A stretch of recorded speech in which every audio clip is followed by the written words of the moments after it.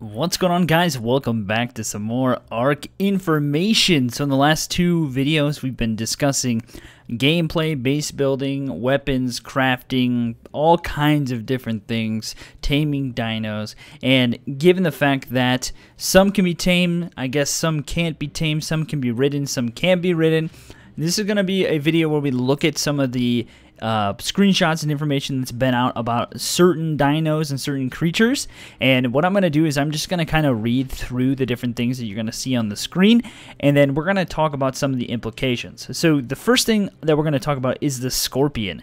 The scorpion is like a giant scorpion that you can actually find. You can ride it. It's been confirmed because of in the trailers and in screenshots you can see people riding the scorpions. Now, the interesting thing about the scorpions is that they're very aggressive, and so I would imagine that they're going to be a little bit more terrifying to see than some of the dinos, because it's a freaking scorpion that's huge. It's gigantic. It's a huge scorpion. That's kind of going to freak me out, I think.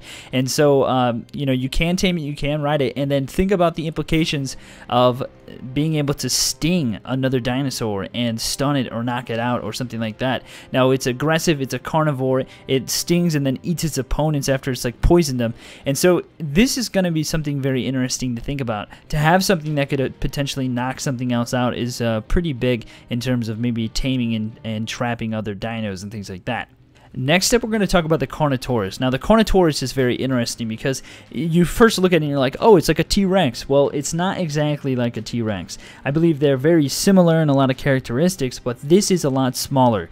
The Carnotaurus is usually around 8 feet tall, and the T-Rexes were around 13, 14 feet tall. So quite a significant difference in terms of the height, and then the weight is significantly different.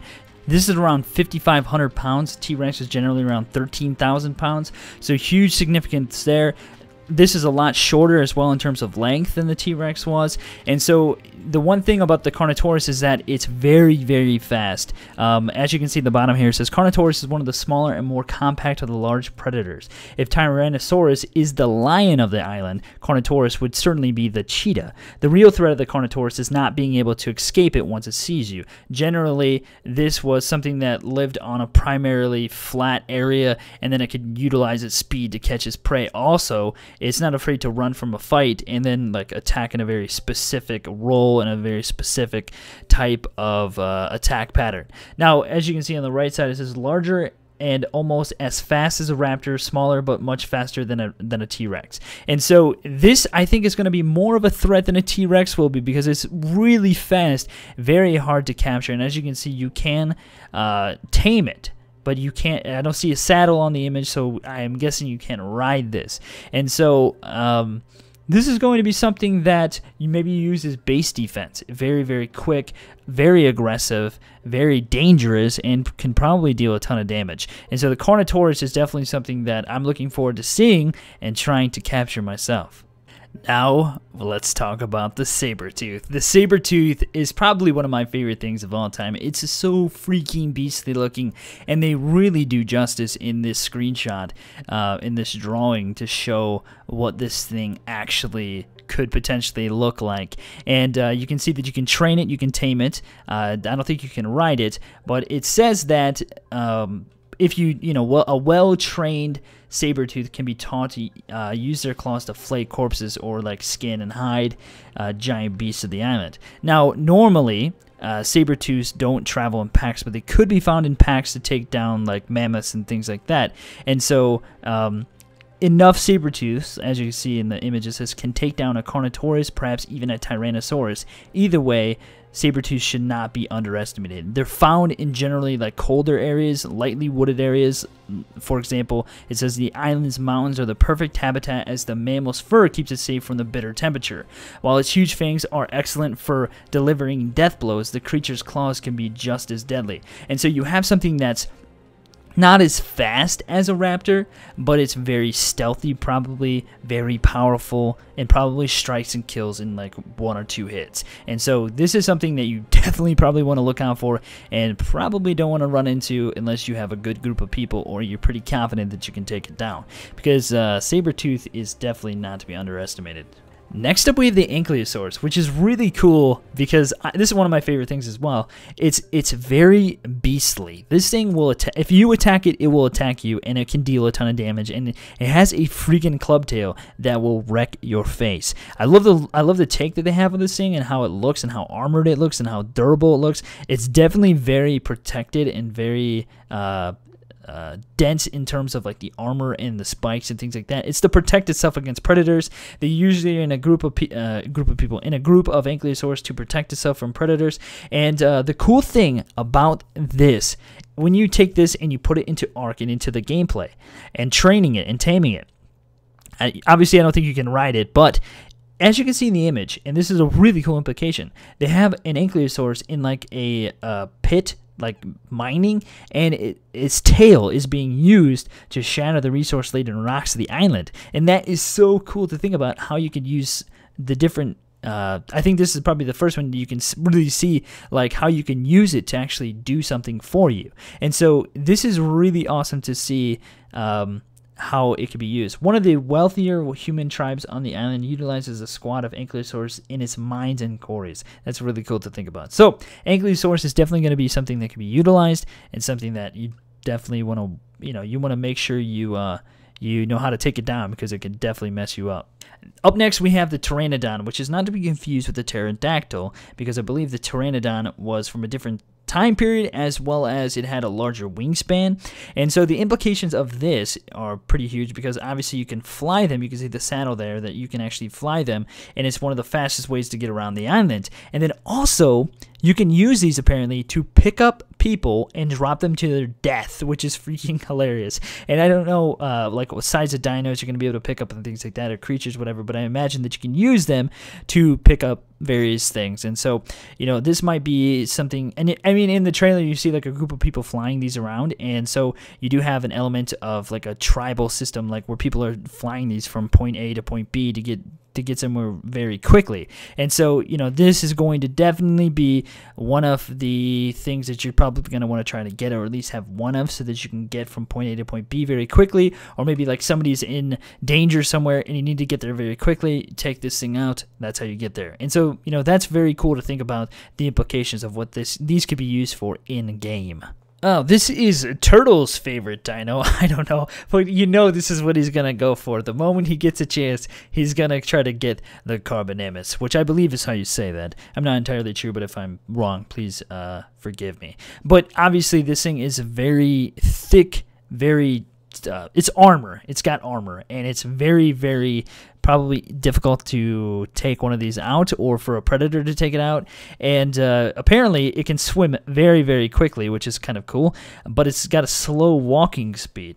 Now, domesticated, their swift swim rate, so you can get cross water pretty quickly. They're fairly high strength and the lack of real threat makes it an ideal aquatic mount for many coastal survivors who shy away from violence. It can carry its rider to the ocean's resources at fairly high speed, but are not particularly dangerous to tame. And then it looks like you can also see that it's got on the image, the ability to tame it and then ride it. You got a guy riding it in the water, maybe cargo. It can hold a lot of weight. I don't know. It's got a lot of armor. So this is kind of an interesting thing, and it's defensive, but it can be easily tamed probably. So this is probably something that you want to have if you are trying to cross water fairly quickly.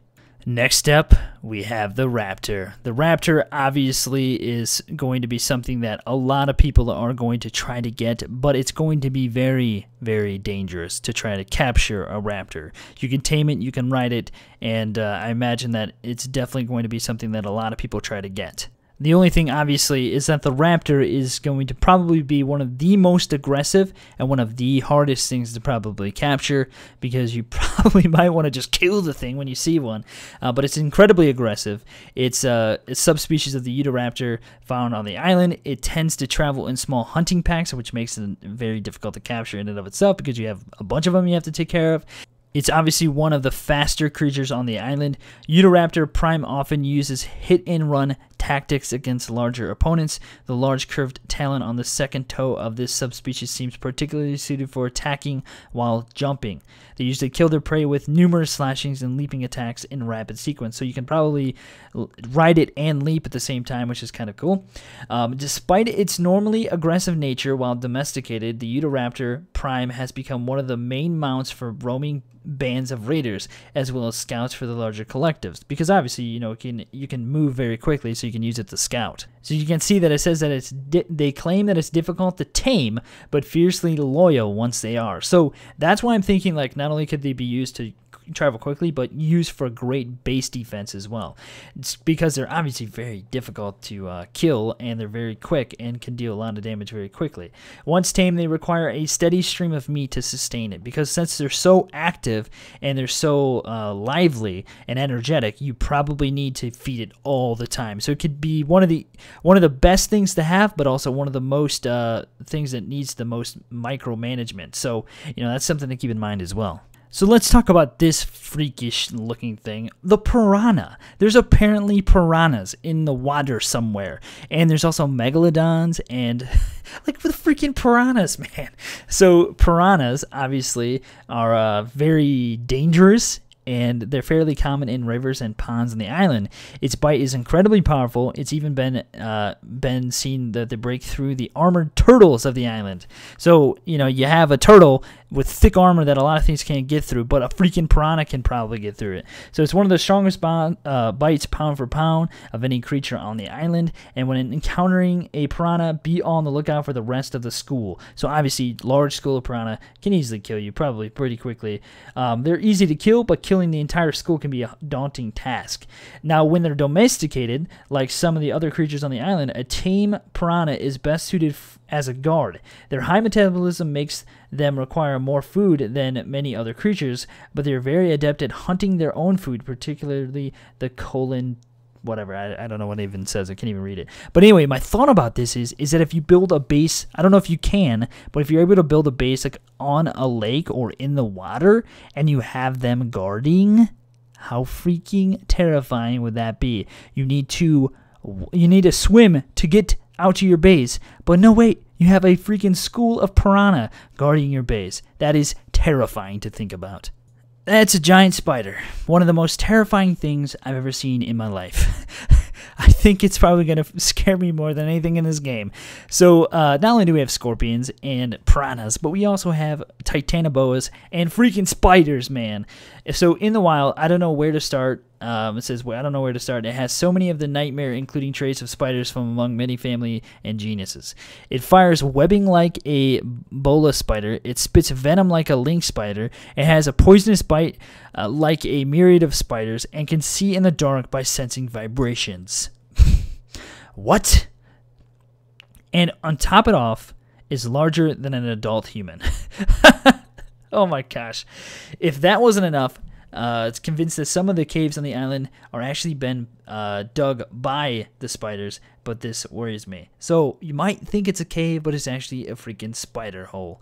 Domesticated, as long as it's kept far from arachnophobics, domesticated spiders make an excellent guardian creature for anyone wanting to avoid killing. Their strange web spraying behavior is also quite helpful while hunting fast fleeing prey.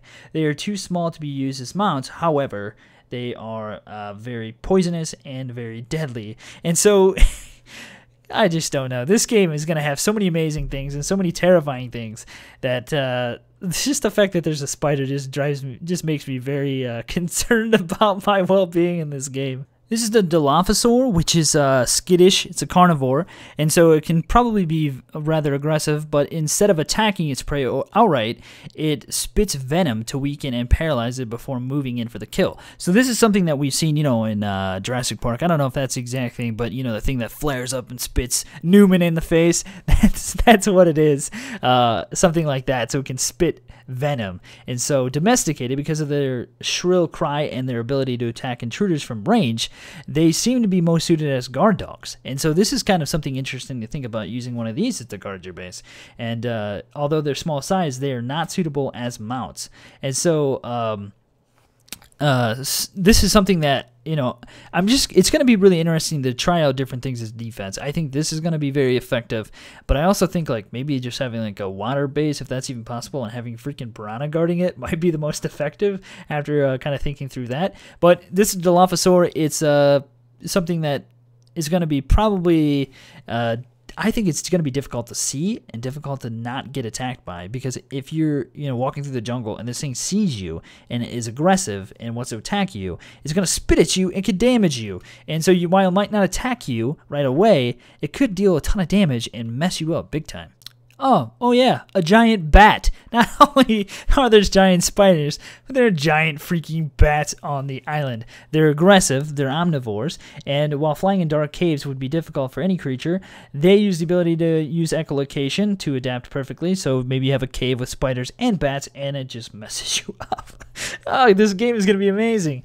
It can be found idly flying around the caves as often as it can be found hanging from bits of the cave ceilings.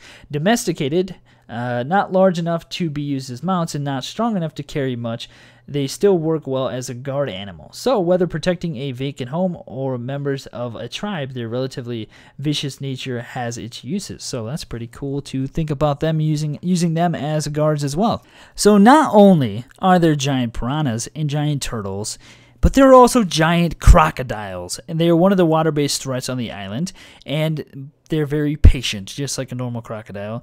Very patient killing machine. It spends much of its days lazily waiting in the water for prey to walk near. That said, it is not opposed to scurrying onto land and pressing the issue when hungry.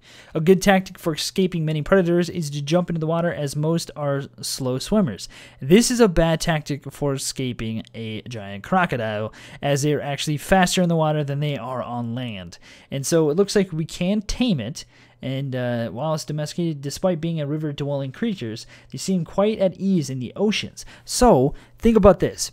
I don't know if Megalodon's going to be able to be tamed, but if you have crocodiles, Megalodons, and freaking piranhas guarding your base in like a water base, if that's even possible, that's going to be very freaking dangerous and could be one of the best base defenses you could have. This is a giant vulture, Argentavis, and this is essentially it does what vultures do. It preys on dead things, and so, you know, probably is flying around preying on dead things. And domesticated is actually slower than the far more common Pteranodon, but it has significantly more stamina and can sustain flight for approximately 3 times as long. This makes them the best creatures on the island for traveling or hauling cargo over long distances. So think about that. It's something pretty cool to think about. You know, maybe you want to ride on a giant vulture. And last but not least, the Pheomia. Now, I don't know if there are other dino images out there showing like what they can do, but and what is available, because there's obviously way more creatures and way more things out there, and there might be like things for like Megalodon or whatever, and I just missed it. But essentially, this is like a big pig thing. The Pheomia is like a big pig rhino looking thing, and it's another herd animal. They're small enough that almost any predator can bring them down, but large enough to provide plenty of meat. And so this could be something very useful in terms of gathering meat for other dinos, like if you want to feed them or whatever. The tusk and trunk make it especially suited to scavenging plant life from the ground. It uses its tusks to dig up loose plant life, then uses its stubby trunks to scoop the foliage into its mouth. And you can see that you can tame it. I don't know if you can ride it, but you can use, you know, obviously for good skin, for hide, for meat. Domesticated, while it's completely possible to ride a Pheomia around, they are a meager choice. They work very well, however, as pack mules, and I've seen some communities keeping a herd of these around as livestock. And so maybe you can raise them, train them, herd them up, grow new ones, birth new ones, or whatever. And I don't know if you can do that yet, but if you can eventually, this might be like the cow essentially of the island. As you can see, it's in a fence, so you can build fences, fence them in, and keep them. So maybe you just go and capture them, bring them back, you slaughter them, get their meat, and use them for your other dinos. Guys, thank you so much for watching. I don't know if there's other ones out there, but that's what I have. That's what I found. And so hopefully you guys enjoyed this video. I thought it was pretty fun to kind of talk about it and look at the implications of what these various things could be used for and they could bring to the gameplay. Hopefully you guys enjoyed it. If you did, make sure to click that thumbs up button below. Feel free to subscribe if you're new to the channel, and definitely be on the lookout for regular daily Ark content, because Ark comes out, I think I'm going to release this video Monday, so Tuesday the 2nd, and so it comes out tomorrow. And so if you guys are interested in this game, I believe it's going to be $25, 2 packs going to be $40, and so you could buy this game, get early access. It's definitely going to be a game that I think a lot of people are going to enjoy, and it's going to have a very, very significant community, and definitely a very significant community among other YouTubers. So guys, thank you so much for watching. Hopefully you guys will check out those videos when they start coming out, and I will see you guys in the next gameplay video.